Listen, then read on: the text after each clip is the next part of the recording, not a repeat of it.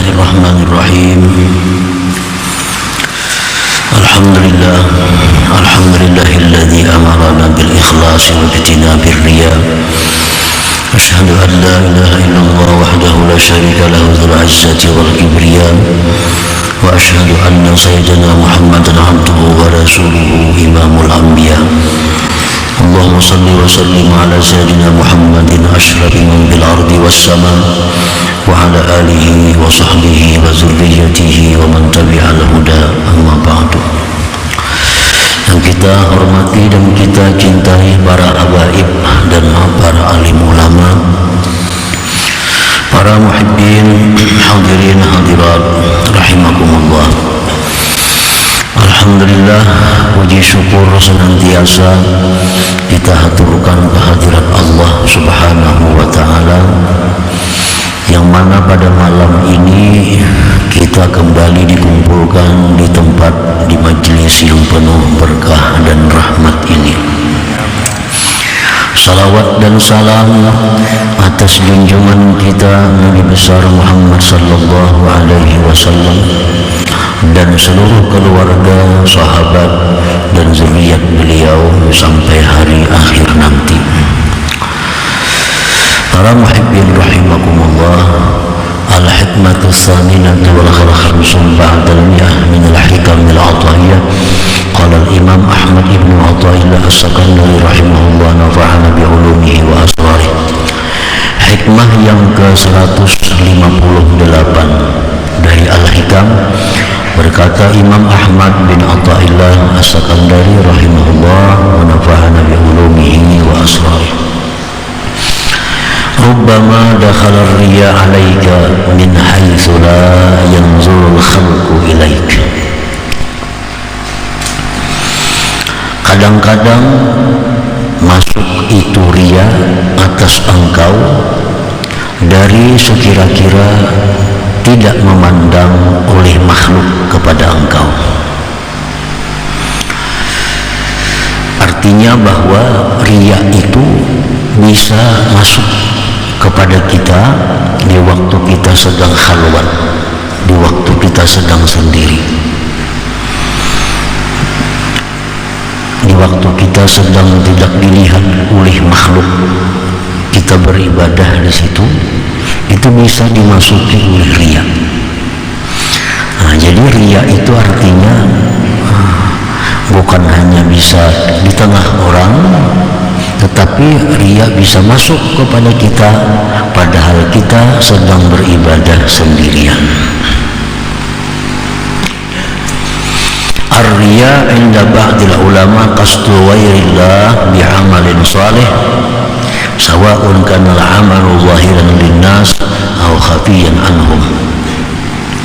Bermula riya itu menurut pendapat sebahagian ulama, riya itu adalah mengkasat selain Allah dengan amal saleh.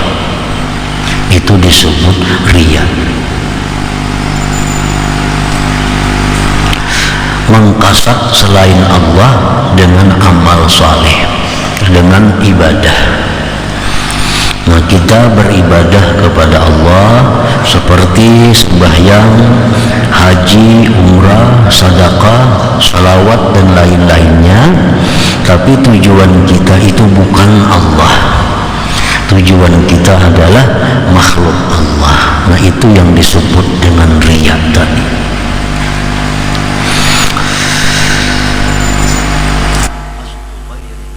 Amalin salih, mengkasat selain Allah dengan amal saleh. Artinya kalau bukan amal saleh, kita mengkasat selain Allah, maka itu bukan dinamakan riya. Orang misalnya memakai pakaian yang bagus, tujuannya supaya dipuji oleh orang, nah itu bukan riya. Orang memakai satu kendaraan yang bagus dengan tujuan supaya dipuji, disanjung oleh manusia, nah itu bukan riya, karena itu bukan ibadah, bukan amal saleh. Riya itu masuk kalau kita melakukan ibadah tapi tujuan hati kita selain Allah. Nah, itu adalah riya. Sama ada itu perbuatan tadi nampak bagi manusia atau tersembunyi daripada mereka. Jadi riya ini kadang memandang nampak kadanya, kadang memandang khalwat atau kadanya. Riya ini adalah masuknya di dalam hati kita. Walaupun kita seorangan, walaupun kita sendirian, tapi kita ibadah itu tujuan kita bukan karena Allah, itu disebut adalah riya.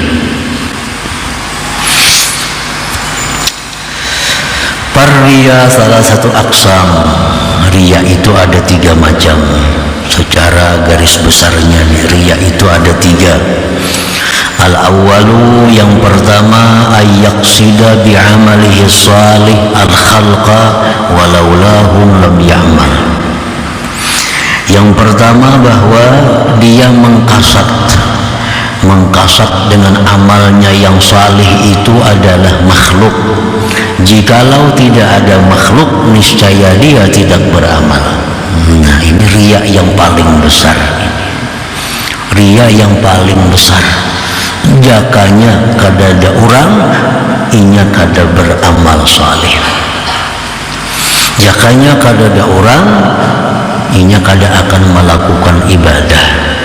Tapi karena orang ada, nah, maka inya mau kada mau ikut melakukan ibadah. Nah, ini adalah riya yang paling nyata, riya yang jelas, dan ini yang paling besar bahayanya. Orang beribadah tapi tujuannya bukan terdorong oleh perintah Allah, bukan mengharapkan balasan dari Allah, tetapi dia beribadah karena makhluk ini. Dan yang diharapkannya pun juga adalah balasan dari makhluk berupa pujian atau materi atau yang lainnya. Walaulahum lam ya'mal, jikalau tidak ada makhluk dia tidak beramal.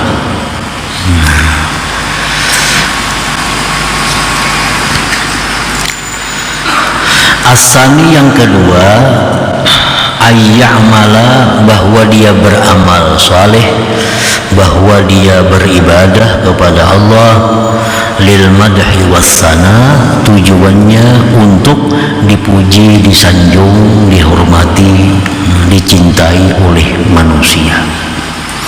Nah, ini riya juga. Dia beramal untuk mendapatkan pujian, untuk mendapatkan sanjungan, untuk mendapatkan simpati daripada manusia, daripada makhluk Allah. Nah, ini riya juga.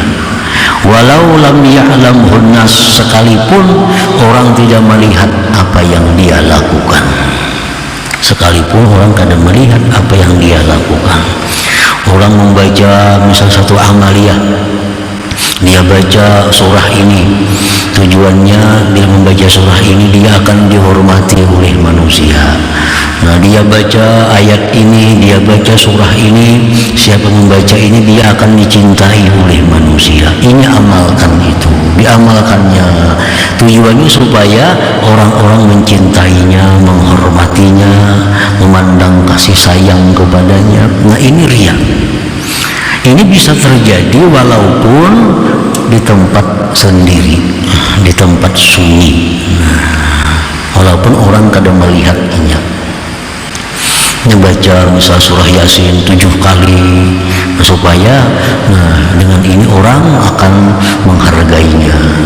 Ini baca amalan ini supaya macam-macam daripada perkara duniawi. Nah, itu adalah riya juga ngarannya.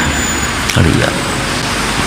Ini yang dimaksud dengan hikmah yang ke-158 tadi, bahwa riya itu bisa masuk walaupun sedang tidak dilihat oleh orang lain. Orang berlampah di dalam hutan misalnya, membaca-baca amalan ini, amal itu, tujuannya kayaknya bila keluar supaya jadi ini. Nah, itu kan kadang dilihat orang, tapi tujuannya sudah demikian. Itu riya. Itu riya. Dan setiap yang riya itu pasti tidak diterima oleh Allah. Kada diterima. bahkan diancam dengan siksa. Nah, lalu kalau ingin mengamalkan demikian amalan, tahu-tahu berhasil. Nah, berhasil mengamalkan ini tujuannya supaya dimuliakan orang, mengamalkan ini supaya dikasihi orang, diamalkan, akhirnya dia dikasihi orang, dia dicintai orang. Itu bukan kabul, tapi itu lanjuran dari Allah Subhanahu wa ta'ala. Karena sesuatu yang riya itu jelas Allah kada akan menerima, Allah pasti menolak. Nah, kalau nya berhasil, itu berarti istidraj dari Allah kepada dia. Asalis yang ketiga di antara macam-macam riya itu ayya'mala lillah wa yarju ala amalihi dukhulal jannah awil khalas minan nar wa hadza riya'un 'indal 'arifin wa ikhlasun 'inda awamil muslimin. Yang ketiga, bahwa dia beramal karena Allah, sembahyang karena Allah, puasa karena Allah, sedekah karena Allah, nuntut ilmu karena Allah, dan dia mengharap dengan beramal itu masuk surga. Dia berharap dengan beribadah itu selamat dari neraka. Nah, ini pun menurut orang-orang arifin termasuk riya juga. Riya, kenapa? Karena Allah tadi. Kan riya itu artinya kita beribadah mengharapkan sesuatu selain Allah. Surga kan lain Allah, neraka lain Allah. Jadi orang-orang arifin itu mereka mengatakan bahwa kalau kita beramal karena Allah, mengharapkan balasan surga atau selamat dari neraka, itu mereka anggap riya. Walaupun dari kalangan awam muslimin itu masih dikatakan ikhlas. Untuk orang-orang pemula, untuk orang-orang yang umum, nah itu masih dibolehkan mereka beramal untuk mengharapkan pahala, untuk mengharapkan keselamatan dari neraka. Itu masih dibolehkan untuk orang-orang awamil muslimin, orang umum. Tetapi kalau sudah naik tingkatan dari orang awam, jangan lagi beramal itu mencari ganjaran surga, jangan lagi beribadah itu mencari keselamatan dari neraka, karena itu masih belum sempurna keikhlasannya, bahkan riya menurut orang-orang arif. Nah, para muhibbin rahimakumullah, walil murai alamatun, bagi orang-orang yang riya itu ada tanda-tandanya. Dengan tanda ini kita bisa mengenal kita apakah riya atau kada. Nah, diulahkan tandanya. Minha, setengahnya nasatuhu bil jalwah wa kasaluhu bil khalwah. Rajin dia beribadah, beramal di tengah orang banyak, dan malas dia beramal di tempat yang sendirian. Tanda riya artinya, bila sembahyang orang banyak rajin, bila sembahyang kalau ada orangnya sembahyangnya tapi malas, nah berarti ini riya. Walaupun ini riyanya masih inting dibanding yang pertama tadi. Yang pertama tadi kalau ada orang dia beramal, kalau kada ada orang kada beramal, ini sudah paling gawat. Nah, yang kedua ini masih baik, masih ada harapan, Artinya kalau orang banyak itu menambah kerajinannya aja. Kalau orang kada ada beribadah juga cuma malas. Nah, malas. Itu tanda-tanda ibadah itu dimasuki oleh riya. Cuma riyanya ini kada masuk ke pangkal ibadah. Nah, kada masuk ke pangkalnya. Kalau masuk ke pangkalnya kada beramal sama sekali kalau kada ada orang. Ini masuk hanya ke cabangnya ibadah. Nah, beramal juga kalau kada ada orang tapi agak malas. Nah, itu tanda amal kita itu ada cacat.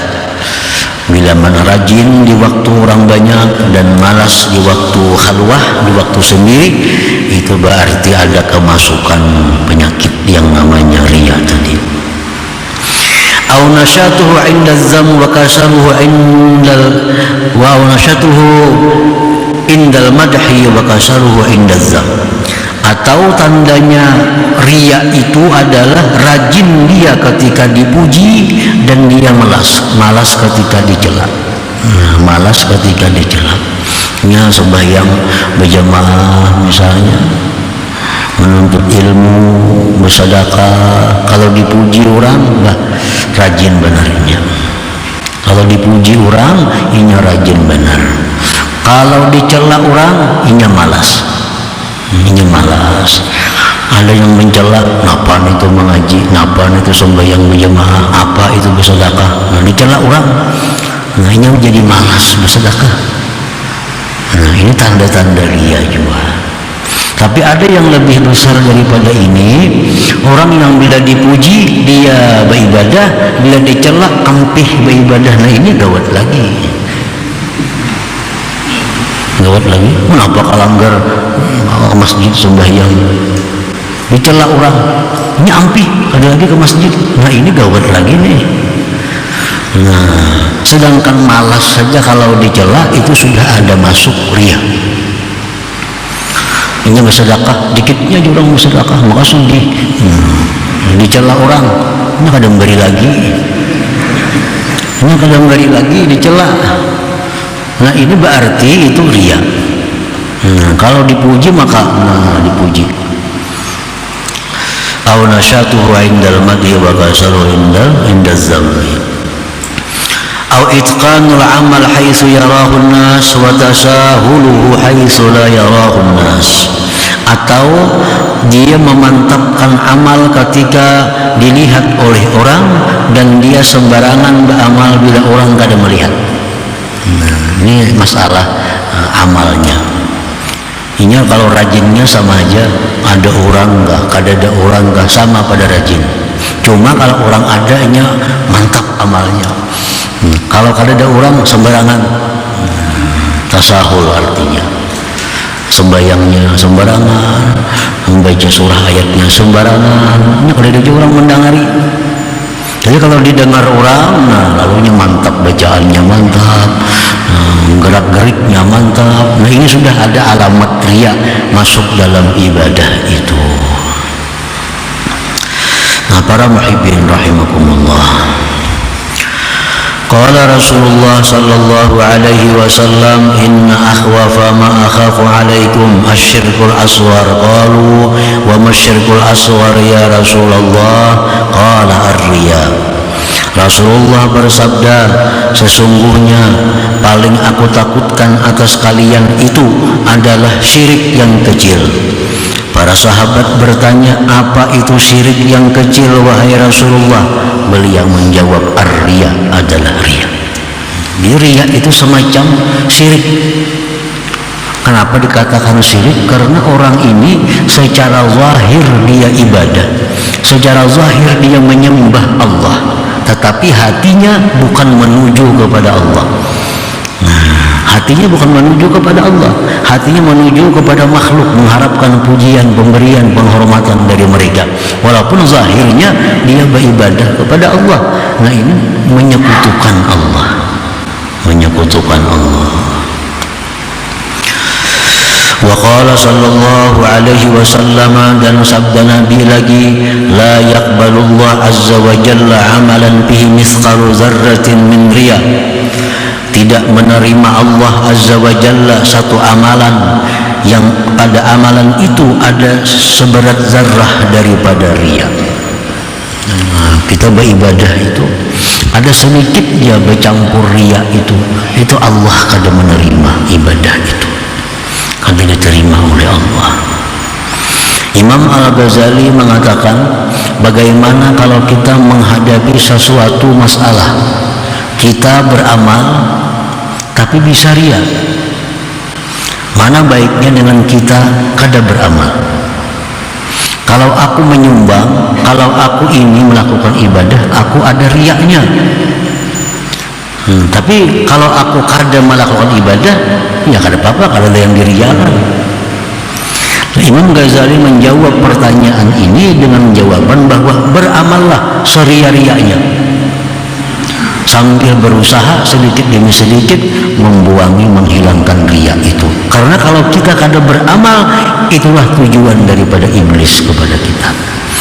Itu iblis, hitam dia iblis beramal tapi ria, kada dapat pahala, rugi, disiksa di akhirat. Kalau kamu kada beramal, aman, aman. Kada diriakan apa? Itu godaan iblis. Nah, godaan iblis itu mesti dilawan. Biar beribadah, biar ria kada apa-apa, tapi sambil diobati, sambil diperbaiki. Pasti Allah akan menolong kalau kita jujur hendak menghilangkan ria pada diri kita itu.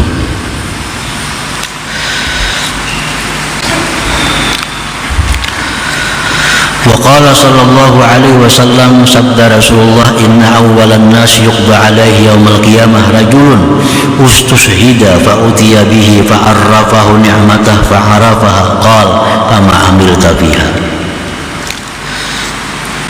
Bahwa awal manusia yang diputuskan atasnya pada hari kiamat seseorang yang mati syahid, didatangkan dengannya, Allah perkenalkan kepada dia nikmat Allah, maka dia pun kenal nikmat Allah. Allah berfirman, apa yang kau lakukan pada nikmat yang kuberikan kepada engkau itu? Engkau di Tuhan kuberi kekayaan, engkau kuberi kesehatan, kuberi kekuatan, kemampuan. Untuk apa kau gunakan itu semuanya? Kalau dia menjawab, qataltu fik, nikmat-nikmat yang ada pada hamba yang kau berikan itu hamba gunakan ya Allah untuk berjihad, berperang melawan orang kafir. Qataltu fik, berjuang berjihad ulun fik pada jalan engkau, hatta ustushhidtu, sehingga gugur syahid. Qal, Allah menjawab, kadzabta, ujar Tuhan, engkau berbohong, engkau berdusta. Engkau mengatakan bahwa nikmat engkau gunakan untuk jihad, engkau gunakan nikmat untuk berperang melawan orang kafir sampai engkau mati syahid. Itu engkau berdusta. Walakinnaka, tetapi engkau qatalta, engkau berperang, liyuqal, agar dikatakan jariun, engkau orang yang pemberani.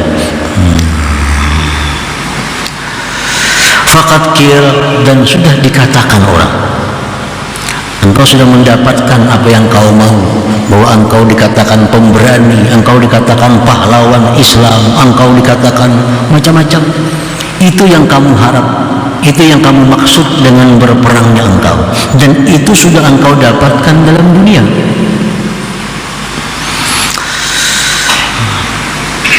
Summa umira bih fasuhiba ala wajhihi hatta ulqiya finnar. Akhirnya orang ini diperintahkan Allah, ditarik dengan wajahnya lalu dilemparkan ke dalam api neraka. Nah, para muhibbin rahimakumullah. Jadi artinya bahwa kalau kita beribadah kepada Allah, tetapi tujuan kita adalah bukan Allah, nah itu ditolak oleh Allah. Ditolak. Bukan hanya ditolak, tetapi kita disiksa oleh Allah dengan siksa api neraka. Demikian pula orang-orang dipanggil lagi dalam lanjutan hadis itu, orang-orang yang punya kekayaan. Allah tanya, engkau banyak kuberikan nikmat, engkau banyak kuberikan kekayaan, untuk apa? Dia jawab, hamba sosialkan untuk jalan engkau. Hamba bangun masjid, hamba bikin sekolahan, hamba bikin rumah sakit, hamba bikin jembatan. Ujar Tuhan, apakah zabta, engkau dusta? Engkau lakukan semua itu adalah untuk disebut orang bahwa engkau pemurah. Engkau lakukan itu agar disebut orang engkau pemurah, dan itu sudah disebutkan orang di dalam dunia. Engkau dianggap pemurah, engkau dianggap orang yang sosial, sudah engkau dapatkan. Nah, sekarang tinggal azab neraka yang menunggu engkau. Nah, ini risikonya orang yang beribadah dengan ria tanpa ada usaha untuk menghilangkan ria itu. Nah, para muhibbin rahimakumullah. Jadi kalau kita beribadah kepada Allah dengan riya, tapi kita selalu berusaha untuk menghilangkan riyanya itu, walaupun saat ini belum bisa sepenuhnya hilang riya itu dalam hati kita. Kita sudah belajar, sudah tahu riya itu ini itu, sudah tahu. Setiap kali kita beribadah ada riyanya, tapi kita sudah berusaha untuk mengendalikan riya ini jangan sampai terlalu banyak masuk. Nah, sedikit demi sedikit kita buang riyanya, akhirnya beribadah kepada Allah kada ada lagi riyanya. Nah, orang yang macam ini itu akan dipertimbangkan oleh Allah ibadahnya, kada tentu ditolak oleh Allah, kada tentu ditolak, karena dia beribadah walaupun riya, tapi dia berusaha untuk membuang riyanya itu, walaupun sekarang belum berhasil membuang riyanya itu. Nah, orang yang berusaha demikian, ini orang dapat pertimbangan daripada Allah. Lain hal dengan orang yang beribadah tapi riya dan kada berusaha untuk menghilangkan riyanya. Nah, ini sudah ditolak oleh Allah dan akan disiksa kalau tidak diampuni oleh Allah Subhanahu wa taala. Nah, para muhibbin rahimakumullah. Qala ba'dul ulama, berkata sebahagian ulama, al-ikhlas an ta'budallah limtithali amrih wabtigha'i mardatih. Nah, menurut sebahagian ulama, ikhlas itu engkau beribadah kepada Allah menjunjung perintah.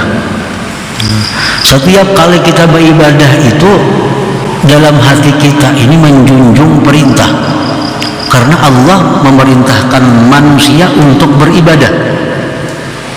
Jadi kita berzikir, kita bersalawat, kita menuntut ilmu, kita melakukan ibadah apapun, dalam hati kita ini menjunjung perintah Allah dan mengharapkan keridhaan Allah. Nah, itu ikhlasnya. Kita baca Quran, menjunjung perintah Allah, mengharapkan keridhaan Allah. Kita baca surah Waqiah, pagi sore malam hari baca Waqiah, menjunjung perintah Allah, mengharapkan keridhaan Allah. Kita sembahyang duha, menjunjung perintah Allah, mengharapkan keridhaan Allah. Kita bersedekah, menjunjung perintah Allah, mengharapkan keridhaan Allah. Dan bila macam itu niat dalam hati kita, itu ikhlas, dan seluruh dunia ini akan masuk di dalamnya, walaupun tanpa kita kehendaki, tanpa kita kasat di dalam hati kita. Nah, orang beribadah karena menjunjung perintah Allah dan dia hanya mengharapkan keridhaan Allah, itu aja yang beribadah, itu secara otomatis akan datang pujian-pujian manusia kepada kita, padahal kita kadang mengharapkan pujian itu. Kalau kita beribadah kepada Allah mengharapkan pujian manusia, belum tentu pujian datang kepada kita, belum tentu. Dari Allah sudah ditolak, dan kita harapkan pujian manusia, belum tentu. Nah, orang yang membaca amaliyah dengan tujuan amaliyah ini rezeki akan datang berlimpah ruah, amalkan itu, belum tentu rezeki datang berlimpah ruah. Tapi kalau kita mengamalkan amalan itu karena menjunjung perintah Allah dan yang kita harapkan keridhaan dari Allah, maka rezekinya akan digiring oleh Allah kepada kita. Kenapa? Sebabnya karena kita sudah menuju yang puncak, kita kadang menuju yang rendah. Kalau kita menuju yang puncak, maka yang rendah akan ikut kepada kita. Nah, jadi kita biasakan kita sembahyang, menjunjung perintah Allah, mengharapkan keridhaannya, baca salawat, menjunjung perintah Allah, mengharapkan keridhaannya, sembahyang apapun, menjunjung perintah Allah, mengharapkan keridhaannya, hendak bersedekah, menjunjung perintah Allah, mengharapkan keridhaannya. Nah, maka semua hal yang duniawi akan masuk di dalamnya. Rezekinya akan murah, dia akan dihormati orang, dia akan disimpati oleh orang, dia akan dimuliakan oleh orang, walaupun itu semua kada ada sedikit pun dalam hatinya menghendaki itu, asalkan waktu beribadah itu menjunjung perintah Allah, mengharapkan keridhaan Allah, titik di situ. Dan ini orang masuk surga walaupun dia kadang mengharapkan surga. Dan orang ini akan selamat dari neraka walaupun dia waktu beribadah tidak ada dalam hatinya supaya lepas dari neraka. Dia sembahyang, dia puasa, menjunjung perintah Allah, mengharapkan keridaan Allah. Ini orang pasti ke surga. Ini orang pasti terhindar daripada neraka. Nah, karena yang dituju itu sudah yang paling tinggi, mardhatillah, keridaan daripada Allah Subhanahu wa taala. Nah, kalau kita biasakan yang demikian akan jadi kebiasaan. Kita bersedekah dulunya hati ada macam-macam, sudah kita ganti sedekah menjunjung perintah Allah, mengharapkan hanya keridaan Allah. Kita baca Quran dulunya macam-macam dalam hatinya, hendak itu hendak ini, sekarang ganti membaca Quran karena Allah, mengharapkan keridaan Allah. Dulu baca Waqiah mudah rezeki datang berlimpah ruah, ganti baca Waqiah tiap hari 5 kali sehari kah? Tujuannya apa? Menjunjung perintah Allah, mengharapkan keridaan Allah. Otomatis rezeki akan digiring kepadanya oleh Allah Subhanahu wa taala. Nah, itu sudah menjadi sesuatu kenyataan.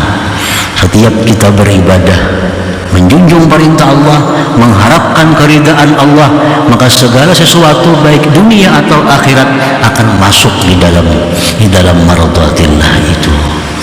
Nah, para muhibbin rahimakumullah, jadi kalau ada lagi kita beribadah itu, misalnya sembahyang ini tujuannya ini, nggak ada lagi. Ini jangan dipaham doa. Nah, doa itu lain lagi. Doa itu minta lawan Tuhan, ya Allah berikan hamba kesehatan, berikan hamba murah rezeki, berikan hamba, itu lain lagi. Itu berdoa minta lawan Tuhan. Itu boleh-boleh aja dan disuruh. Ya Allah, hamba minta kepada Engkau ridha Engkau, hamba minta kepada Engkau surga Engkau. Kalau minta lawan Tuhan boleh aja itu. Tapi kalau kita kadang minta lawan Tuhan cuma amalkan satu amalan, sembahyang, puasa, nak mengharapkan murah rezeki, nah itu yang salah, yang kurang patut, kurang pas itu. Kalau kita puasalah karena Allah, mengharapkan keridaan Allah. Sembahyanglah, menjunjung perintah Allah, mengharapkan keridaan Allah. Lain berdoa lah, karena berdoa minta lawan Tuhan sesuatu lain kisahnya. Itu kalau apa, kalau termasuk ria. Kalau misalnya bila sebentar, kalau berdoa lagi ya, itu salah paham itu orangnya. Salah paham.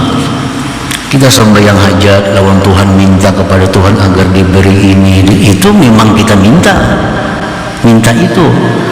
Yang dimaksud ini adalah kita beribadah kepada Allah dengan satu ibadah, sembahyang, puasa, misalnya apa, mengharapkan hanya satu keridhaan Allah, maka yang lain akan masuk di dalamnya itu. Nah, kemudian hikmah yang ke-159, ya hadratun Nabi sallallahu alaihi wasallam, al-Fatihah.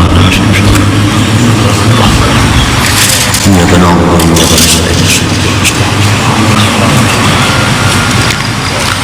ya Allah biha, ya Allah biha, ya Allah biha husnul khatimah, ya Allah biha, ya Allah biha, Allah biha husnul khatimah, ya Allah biha, Allah biha, Allah biha husnul khatimah, ya ayyuhar-rajul minhu syafa'atan kullu alaihi wa sallimu taslima, Allahumma salli wa sallim